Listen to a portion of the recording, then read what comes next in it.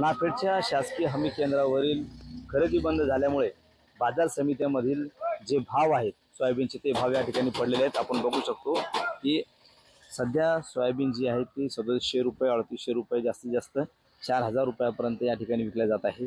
जी मिलची soybean आहे ती फक्त 3700 रुपये ते 3800 रुपये या ठिकाणी विकल्या जात आहे। तर जी सीडची जी सोयाबीन आहे ती 4100 ते 4200 रुपयापर्यंत या ठिकाणी विकल्या जात आहे। त्यामुळे शेतकऱ्यांचे जे आर्थिक भूर्दंड आहे तो या ठिकाणी शेतकऱ्यांना सोसावा लागत आहे। त्यामुळे जे नाफेड केंद्र आहे ते नाफेड केंद्र या ठिकाणी सुरू करावं अशी मागणी या परिसरातील शेतकऱ्यांची आहे। एकीकडे पाहिलं तर शेवटची जी तारीख होती नाफेडची ती फक्त 6 तारखेपर्यंत होती। त्यामुळे जिल्ह्यातील 14000 शेतकऱ्यांची सोयाबीन खरेदी अद्यापही बाकी आहे।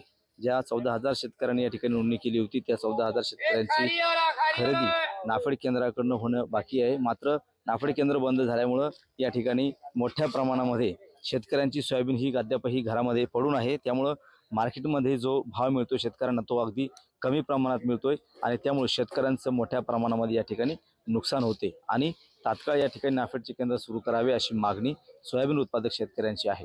कॅमेरामन निलेश देशमुखसह गणेश सोळंकी, TV9 मराठी, चिखली, बुलढाणा।